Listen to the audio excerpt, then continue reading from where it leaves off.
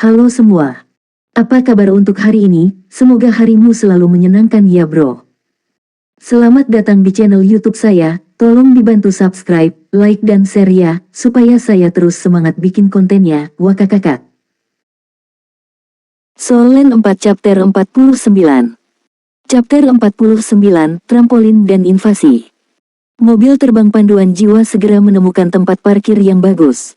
Mobil berhenti dan kaca di kaca depan menunjukkan kepada mereka jalan untuk masuk ke pusat perbelanjaan. Dengan kemajuan teknologi, manusia menjadi lebih malas karena hidup menjadi lebih nyaman. Dunia trampolin. Lan Xuanyu tidak bisa membantu tetapi berseru dengan penuh semangat ketika dia memasuki tempat ini. Sejauh mata memandang, tempat itu sangat luas, luasnya setidaknya lebih dari 1000 meter persegi dan ada segala macam trampolin di dalamnya. Mereka berbaris satu demi satu dan dia bisa melompat-lompat. Ada juga yang besar dengan banyak elastisitas dan spons besar di mana seseorang bisa melompat dari ketinggian 4-5 meter dan menyelam ke dalamnya. Selain itu, ada juga kolam sponge yang kedalamannya beberapa meter dan di atasnya ada tali pengikat jika ada yang ingin berlatih keseimbangan. Beberapa anggota staf dari dunia trampolin sedang melakukan trik mewah di trampolin dan mereka melompat sangat tinggi untuk melakukan segala macam aksi yang menarik.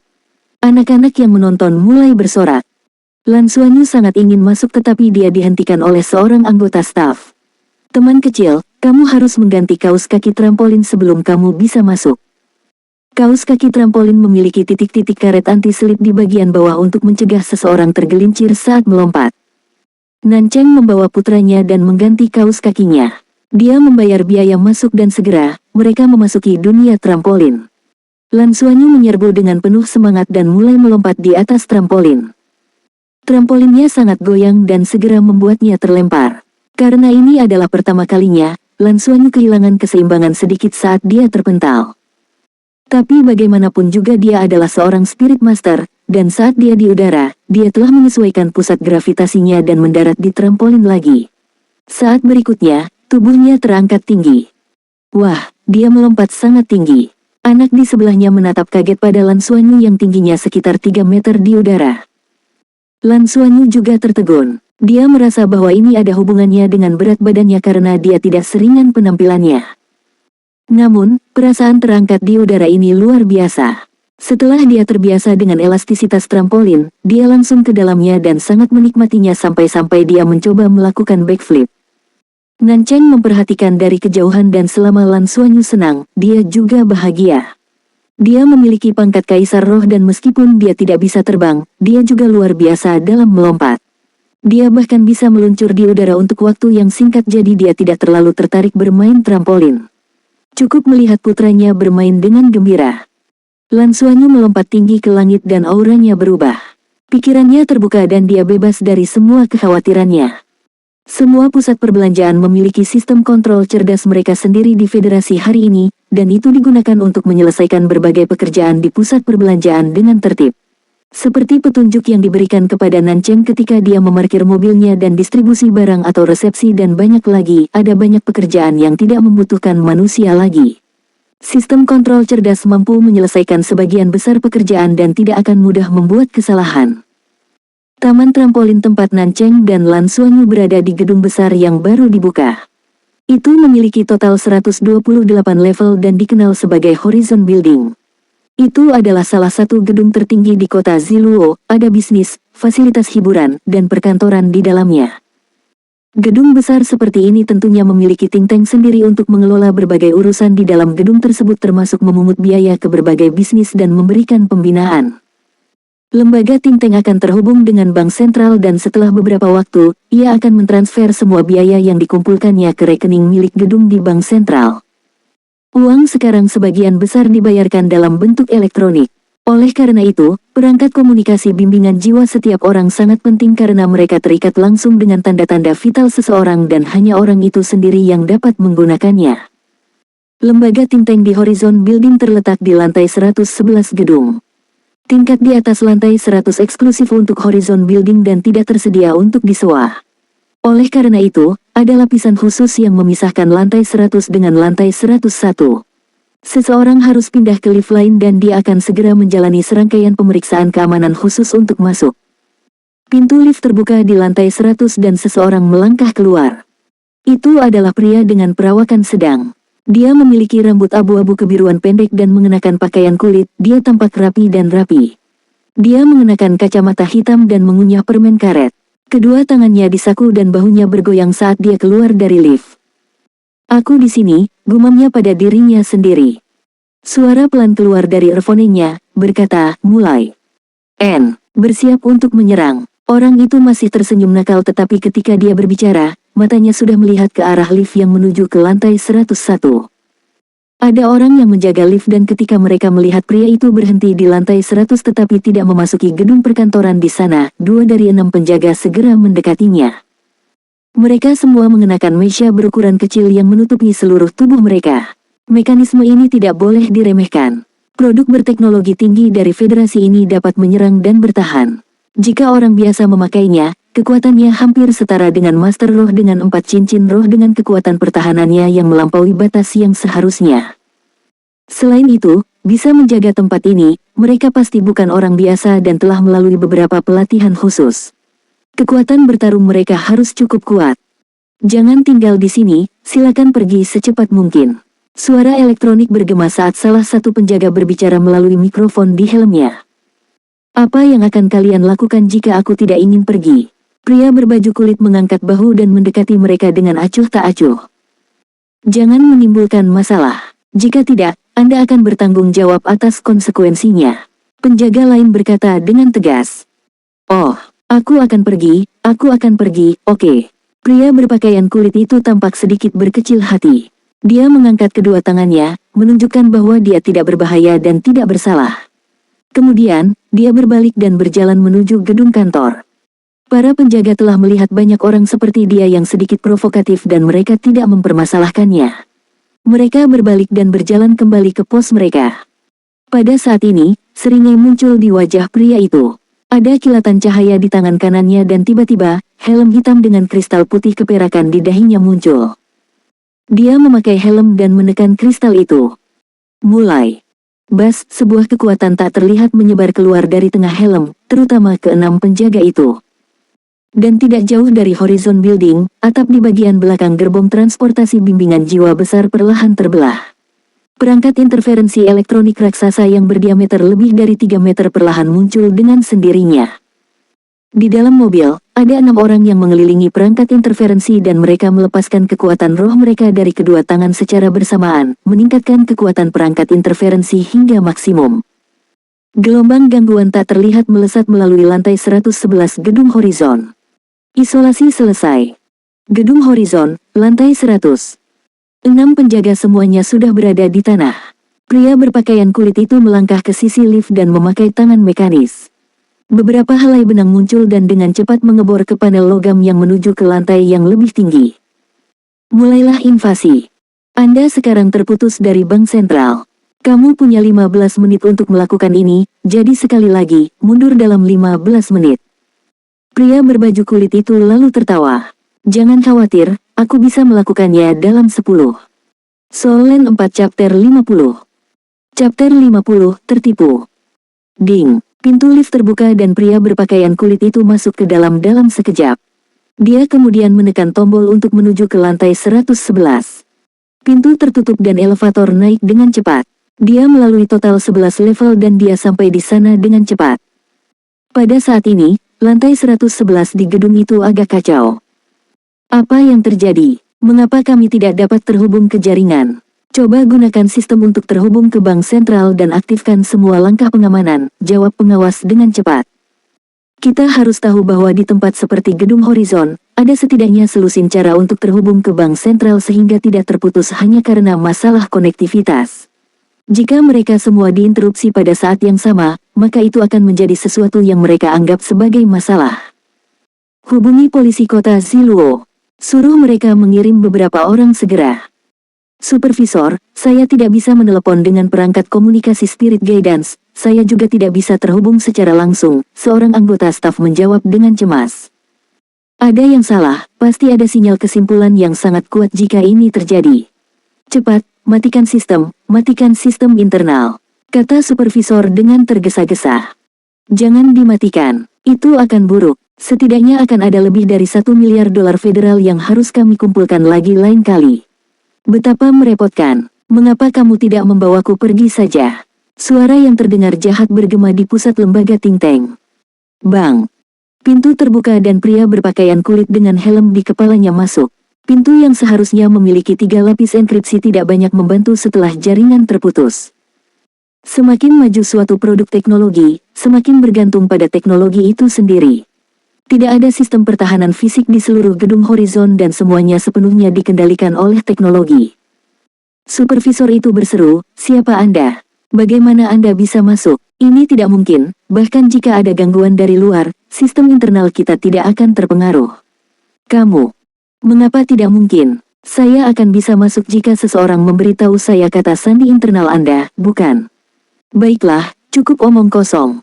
Kalian semua diam." Saat dia berbicara, pria berpakaian kulit menekan kristal di helmnya. Weng! Gelombang tak terlihat meledak dan semua anggota staf yang hadir pingsan dan jatuh ke tanah satu demi satu. "Lihat, dunia sekarang bersih." Pria berbaju kulit itu tertawa keras tetapi tindakannya tidak berhenti sama sekali. Dia berjalan menuju bagian inti dari pusat lembaga think tank tanpa sedikit pun keraguan. Terkadang, ketika sebuah misi diselesaikan dengan mudah, itu bukanlah hal yang sangat menyenangkan. Betapa membosankan. Saat dia berbicara, dia berjalan dengan santai ke ruang kontrol di pusat think tank, tangan logamnya muncul sekali lagi dan mengebor ke dindingnya. Dengung arus listrik melonjak dan ruang kendali mulai menunjukkan padanya semua jenis data. Mata pria yang tersembunyi di balik helm menjadi kabur, itu mencerminkan semua data dan dia dengan cepat mengerjakannya. Menemukannya. Hehe. Dia terkekeh dan bergumam pada dirinya sendiri. 64 lapis dekripsi, ini sedikit rumit tapi saya hanya butuh 3 menit. Perlahan, jangan cemas. Ah, kenapa otakku begitu indah? Lapisan dan lapisan firewall dihilangkan, seolah-olah lapisan think tank dilucuti dengan intinya perlahan-lahan menampakkan dirinya di depan mata pria itu. Oh, ini lapisan terakhir. Ding, bilah kemajuan hijau mencapai akhir dan menyelesaikan dekripsi terakhir. Aku hampir selesai di sini. Akun internal telah dibuka dan siap untuk transfer data. Lalu, kami akan memblokir enkripsi. Pria berbaju kulit berbicara melalui perangkat komunikasi. Namun, yang mengejutkannya adalah tidak ada jawaban yang datang dari ujung sana. "Halo, apa yang sedang kalian lakukan?" Pria itu merasa ada sesuatu yang tidak beres saat dia secara naluriah beralih ke layar. Pintu terakhir akhirnya terbuka tetapi yang muncul di depan matanya adalah akun internal utama Gedung Horizon. Gedung Horizon akan mengirimkan data ke bank sentral setiap minggu dan hari ini adalah sehari sebelum akhir pekan. Menurut perkiraan mereka sebelumnya, pendapatan mingguan mereka setidaknya harus melebihi 1 miliar dolar federal. Tapi, ketika pria itu melihat akun itu, seluruh tubuhnya membeku. 1 miliar. Apa yang dia lihat adalah 0. Jumlah yang ditunjukkan untuk akun ini adalah 0. Ini buruk, kita tertipu. Pria berbaju kulit itu segera membuat keputusan. Bagaimanapun, dia adalah tangan tua, dan setelah dia menyadari ada sesuatu yang tidak beres, dia berbalik dan berlari dalam sekejap. Dia tidak berlari menuju pintu utama dan dia langsung menuju ke dinding tirai kaca. Pada saat yang sama, mesia perak muncul di bawah kulitnya dan dengan cepat menutupi seluruh tubuhnya. Kecepatannya meningkat drastis seperti kilatan cahaya saat dia menabrak dinding tirai kaca dengan kecepatan tinggi. "Apa terburu-buru?" Suara yang akrab terdengar. Bang! Pria berbaju kulit itu merasakan tubuhnya terbentur papan logam dan kekuatan anti guncangan yang luar biasa langsung memantulkan tubuhnya ke belakang dari dinding. Seolah-olah semua tulang di tubuhnya pecah berkeping-keping, bahkan mesia yang dia kenakan mengeluarkan pekikan tinggi.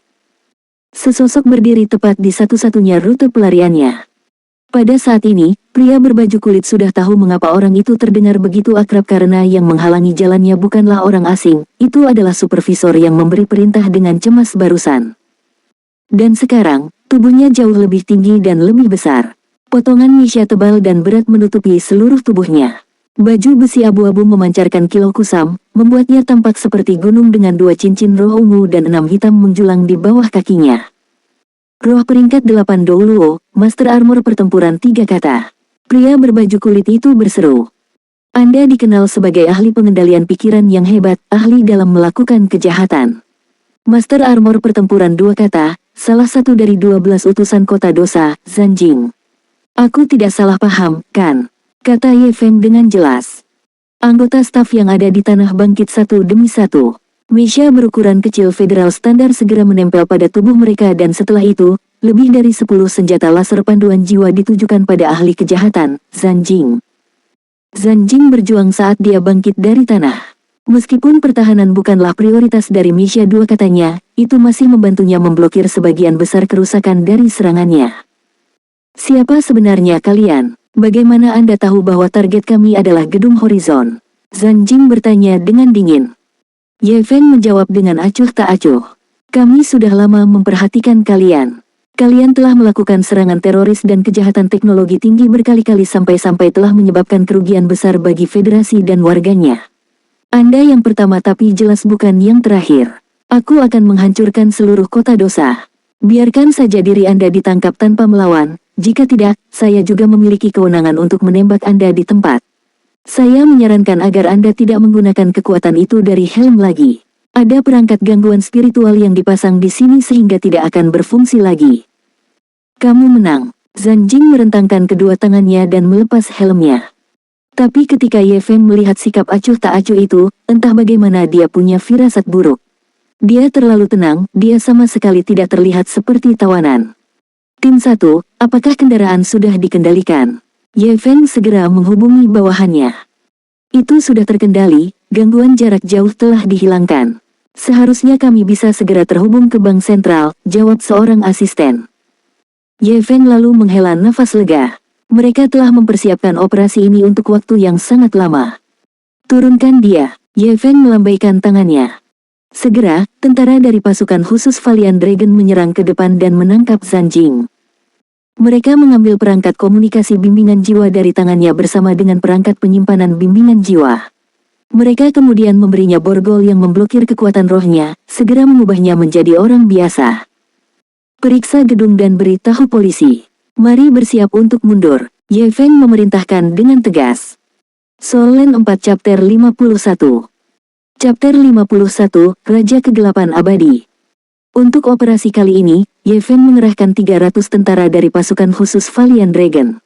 Dia telah memblokir semua jalan utama untuk mengisolasi para penjahat ini dari area keramaian dan dia memastikan bahwa mereka tidak akan mengetahuinya. Butuh persiapan berbulan-bulan dan mereka bahkan mengirim beberapa tentara untuk berpura-pura terpengaruh oleh aksi teroris para penjahat itu. Ada banyak pemikiran yang masuk ke dalam rencana ini. Akhirnya, masa-masa sulit berakhir dan orang-orang ini tertangkap.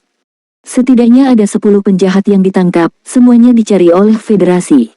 Setidaknya 2 dari 12 utusan dari kota dosa terlibat dalam operasi ini dan Zanjing adalah salah satunya. Kekuatan bertarung orang-orang ini tidak menakutkan. Yang membuat mereka begitu adalah taktik kriminal mereka yang licik dan aneh. Mereka benar-benar bisa digambarkan sebagai ahli kejahatan yang hebat. Menangkap mereka mungkin bisa melacak penjahat lain dari kota dosa. Ini adalah bagian terpenting dari rencana mereka. Untuk operasi ini, Badan Intelijen Federal telah berusaha keras. Saya belum menanyakan nama besar petugas ini. Zanjing menatap Ye Feng dengan senyum palsu. Ye Feng menjawab dengan jelas, kamu tidak perlu tahu. Dengan catatan kriminal Anda akan menghabiskan sisa hidup Anda di penjara federal. Zanjing mendesah. Ye Feng menyipitkan matanya. Jangan mencoba melakukan trik apapun di sini, itu tidak berguna. Kekuatan spiritual Anda juga telah dibatasi oleh kami, Anda tidak memiliki kesempatan. Zanjing mengangkat kedua tangannya. Dia melihat borgolnya dan dia mulai tertawa. Komandan Ye, apakah Anda percaya bahwa Anda akan melepaskan borgol saya nanti secara pribadi? Murid Ye Feng segera mengerut. Ye Feng, Komandan Pasukan Khusus Valiant Dragon, bintang yang sedang naik daun dari generasi muda militer Heaven Luo. Anda berusia 34 tahun ini dan Anda memiliki seorang putri berusia 6 tahun, Ye Lingtong, benarkan? Zanjing tersenyum tipis dan menatap Ye Feng. Ye Feng hanya merasakan hawa dingin di punggungnya saat dia mendengarkannya. Jika saya tidak melakukannya dengan sengaja, bagaimana mungkin kalian, para idiot federal, dapat menangkap saya? Apakah Anda tidak memperhatikan bahwa saya belum membunuh siapapun? Aku hanya tidak ingin memberimu kesempatan untuk membunuhku di tempat karena aku masih butuh waktu. Apakah menurut Anda selera makan kota Sin kita begitu kecil? Apakah menurut Anda hanya $1 miliar federal yang layak untuk memobilisasi kekuatan sebesar itu? Betapa kekanak-kanakan. Jika kami harus bermain, kami akan memastikannya menjadi besar. Setidaknya ada 2/3 dari pasukan khusus naga Valianmu yang tidak ada di sini sekarang untuk mencegah musuh waspada, kan? Jadi, hanya dengan kalian saja, itu tidak cukup ya? Berhenti dengan kebohonganmu. Ye Feng berusaha menjaga ketenangannya. Dia jelas tidak akan diliputi kebingungan hanya karena ucapan itu. Kami akan menunggu dan melihat, lalu. Tiba-tiba alarm melengking berbunyi dan lampu di pusat lembaga think tank meredup. Dan 100 tingkat di bawahnya, semua lampu padam seketika. Seluruh gedung horizon berada dalam kegelapan total, selain tempat-tempat dengan cahaya alami. Datang. Zhan Jing tertawa histeris. Ye Feng mengambil langkah maju dan mencengkeram lehernya, siapa di sini? Apa sebenarnya yang kalian lakukan? Tepat pada saat ini, perangkat komunikasi internal militer berdering. Ye Feng menjawab tanpa ragu-ragu. Halo, Komandan Ye. Suara yang dalam terdengar melalui perangkat itu. Ye Feng bisa langsung tahu bahwa ini bukan seseorang dari pasukan khusus naga Valiannya.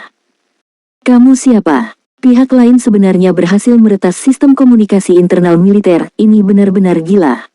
Para penjahat ini tidak hanya membual, tapi bagaimana mereka melakukannya? Di kota Dosa, semua orang memanggilku Raja Kegelapan Abadi. Informasi yang kalian terima akurat, target kami memang berada di Horizon Building, tapi kami tidak pergi ke pusat think tank. Saat ini, ada total 12.345 orang di Horizon Building, jumlah yang sangat besar dan mereka berada dalam kendali kami. Di dalam gedung tersebut, terdapat 160 orang dari kota Sin dan mereka sedang memasang bom. Dalam waktu sekitar 5 menit, semua titik penahan beban akan dipasang dengan satu. Sistem kekuatan panduan jiwa internal sudah kami matikan. Jika lebih dari 10.000 orang ini ingin meninggalkan gedung, itu akan memakan waktu setidaknya setengah jam. Selain itu, kami telah menyegel pintu utama dan kalian semua diisolasi dari dinding penghalang 100 lantai. Jadi, Anda punya waktu 5 menit untuk mempertimbangkan. Aku tidak perlu kamu melakukan apapun, biarkan Zhan Jing pergi lalu tinggalkan pusat think tank bersama bawahanmu. Cacingan. Ye Feng mengutuk dan hampir menghancurkan perangkat komunikasi di tangannya. Dia tidak menyangka akan ada lebih dari 100 orang dari kota Dosa kali ini. Ini adalah operasi terbesar yang pernah dimiliki organisasi ini dan target mereka sebenarnya adalah gedung besar di kota Ziluo. Dengan lebih dari 10.000 sandera, jika mereka benar-benar mengebom gedung, ini akan menjadi tragedi pertama dalam lebih dari 1000 tahun bagi Federasi. Jangan marah, amarah tidak membantu. Komandan Ye, sebenarnya, kami adalah orang-orang yang berakal sehat. Selama Anda melakukan apa yang saya katakan, saya berjanji bahwa tidak ada satu bom pun yang akan meledak. Tentu saja, Anda tidak benar-benar punya pilihan lain dan hanya bisa memilih untuk mempercayai saya. Oh, kamu hanya tersisa 4 menit. Tolong buat keputusan segera. Jika tidak, semua orang akan mati bersama Zhan Jing. Dia menutup telepon. Ye Feng tiba-tiba berbalik dan dia meninju wajah Zhan Jing yang membuat ahli kejahatan hebat ini terbang. Zhan Jing meratap kesakitan saat dia menjatuhkan dirinya ke dinding dari kejauhan dan jatuh. Ye Feng dengan cepat memutar perangkat komunikasi bawahannya tetapi dia menyadari bahwa semua komunikasi terputus, termasuk sinyal militer internal mereka. Dia sama sekali tidak dapat menghubungi orang-orangnya sendiri. Pada saat ini, mereka terisolasi dan tidak berdaya. Di taman trampolin, Lan Xuanyu melompat dengan semangat tinggi dan setelah 1 jam bermain, dia sudah bisa melakukan beberapa gerakan rumit bersama dengan anggota staf yang bekerja di taman trampolin. Naik tinggi ke udara dan melakukan flip, dia benar-benar menikmati perasaan bebas dan tidak terkendali. Bahkan anggota staf memujinya dan mengatakan bahwa dia berbakat. Kemudian, tepat pada saat ini, tiba-tiba semua lampu padam. Lan Xuanyu tertinggal di udara dan akan mendarat di trampolin sedetik kemudian. Tubuhnya menegang tetapi aroma yang familiar membawanya ke bawah. Suara Nancheng bergema di samping telinganya. Saya pikir listrik padam. Xuanyu, hati-hati. Jeritan di sekitar mereka mulai berdering dan ada juga anggota staf yang berteriak, semuanya jangan panik, padam pasti listriknya sementara dan bangunannya punya sistem tenaga cadangan. Perubahannya terlalu mendadak jadi bagaimana mungkin semua orang tidak panik. Tepat setelah itu, ada alarm yang menusuk telinga. Jeritan dan teriakan semakin keras dan keras. Syukurlah, Lampu darurat di lorong pengaman masih menyala dan banyak orang sudah bergegas menuju pintu keluar. Momi, apa yang terjadi? Apa yang harus kita lakukan? Lan Kuan Yu bertanya pada Nan Cheng dengan gugup. Jangan takut, Momi ada di sini, Momi akan melindungimu. Nan Cheng menggendong putranya. Dia memang tidak terlalu panik, dia adalah kaisar roh peringkat guru jiwa. Seorang kaisar roh dengan 6 cincin relatif kuat. Bahkan tanpa perangkat bimbingan jiwa, dia memiliki kemampuan untuk melindungi dirinya dan putranya. Bas. Cici. Jeritan yang mengental darah itu terjadi lagi dan lagi. Wajah Nan Cheng menjadi pucat. Dia langsung membawa Lan Xuanyu dan melompat di atas trampolin. Meskipun dia bukan seorang pejuang, dia masih bisa mengenali suara senjata panduan jiwa. Jeritan bergema dan berkas cahaya bersilangan di taman trampolin yang gelap. Lan Xuanyu bahkan lebih takut ketika mendengar teriakan itu, dia memeluk Nan Cheng dengan erat. Nan Cheng menekan putranya di bawah tubuhnya dan karena trampolinnya lembut, itu tidak melukai Lan Xuanyu sama sekali. Dia menggunakan tubuhnya sendiri untuk melindungi putranya bersama dengan lapisan es untuk menutupi tubuhnya untuk melindungi dirinya sendiri. Soul Land 4 Chapter 52. Chapter 52, Ibu, saya sedikit takut. Serangan teroris. Ini adalah satu-satunya hal yang ada di kepalanya saat ini dan pada saat ini, dia tidak bisa berpikir. Ini pertama kalinya dia mengalami situasi seperti ini. Dia menyesal tidak memaksa Guru Nana untuk bergabung dengan mereka. Dia adalah Duoluo berjudul. Sudah terlambat untuk memberitahunya sekarang. Terlebih lagi, sejak Nana datang, dia sudah ada sehingga dia tidak meminta kontak Nana di perangkat komunikasi Soul Guidance miliknya. Mama, saya agak takut. Lan Xuanyu meringkuk di pelukan ibunya. Jangan takut, Momi akan melindungimu. Kata-kata putranya memberi Nan Cheng keberanian besar. Tidak peduli apa, dia harus melindungi putranya. Dengan pemikiran itu, Nan Cheng menjadi lebih berpikiran jernih. Teroris menyerang Horizon Building dan setidaknya ada 10.000 orang di gedung besar ini dengan lebih dari 100 level. Taman trampolin seharusnya tidak menjadi target yang sangat penting jadi daripada berlarian, lebih baik bersembunyi di sini. Polisi kota Ziluo akan segera menyadari bahwa ada yang tidak beres di sini dan pilihan terbaik saat itu adalah menunggu bantuan.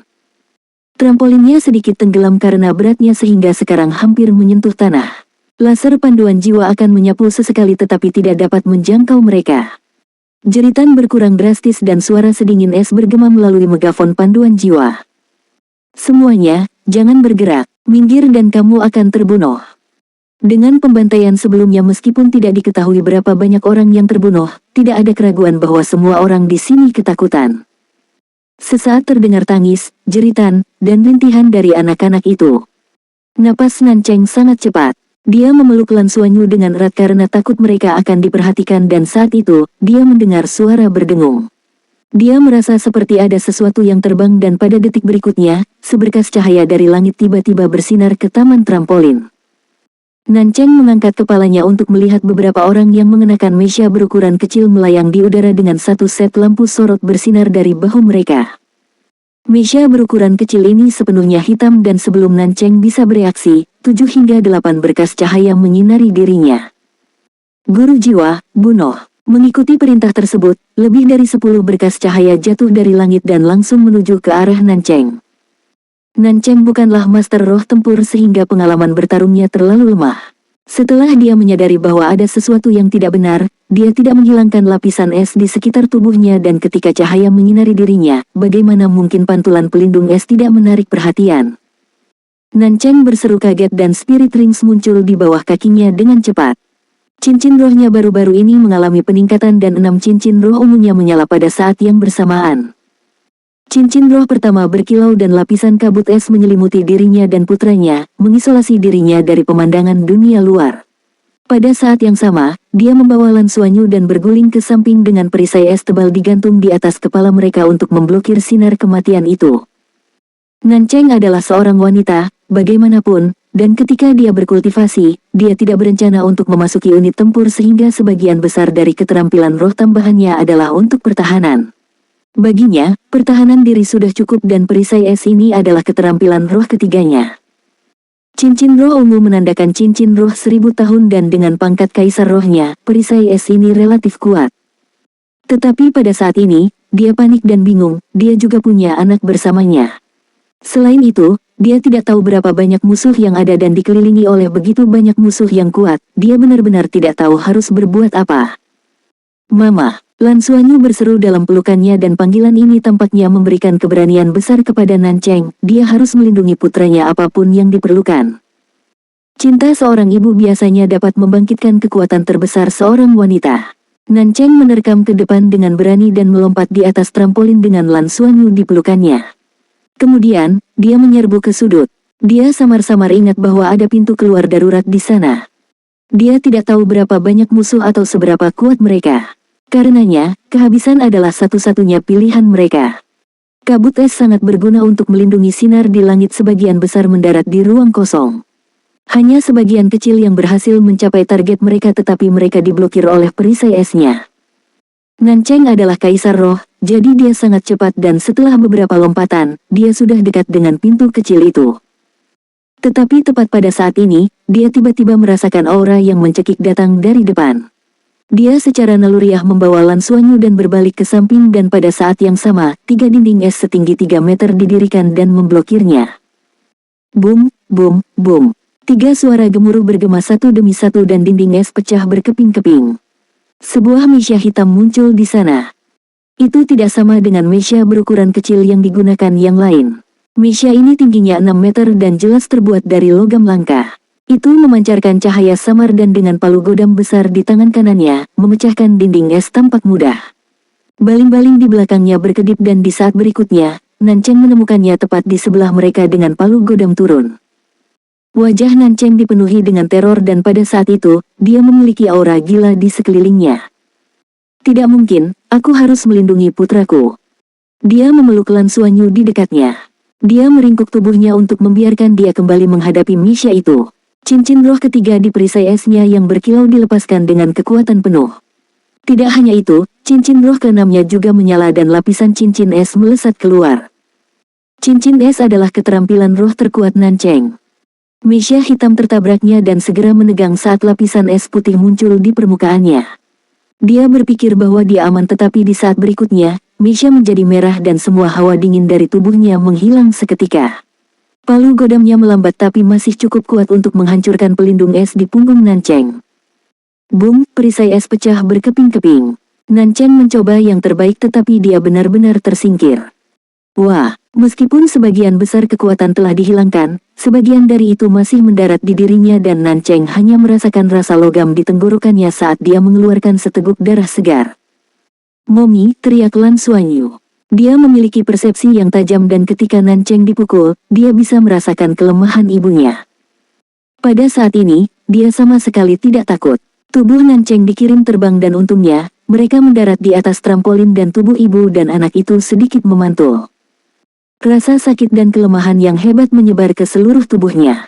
Dia tiba-tiba melonggarkan cengkeramannya, membebaskan Lan Xuanyu dari pelukan ibunya, tetapi pada saat itu, rumput perak biru berpola emas sudah melingkari lengannya. Tangan kirinya bergetar dan penusuk es melesat ke arah mesia hitam yang terbang di udara. Teman kecil ini benar-benar berdiri di sana dan berteriak, "Jangan sakiti ibuku." Mesia hitam itu berhenti dan meriam panduan roh berkilau yang terbuat dari logam hitam terbalik di pundaknya. Mulut meriam bersinar saat diarahkan ke ibu dan putranya. Spirit Masters tidak diizinkan untuk hidup, mereka tidak akan pernah membiarkan perubahan jadi ibu dan anak ini harus mati.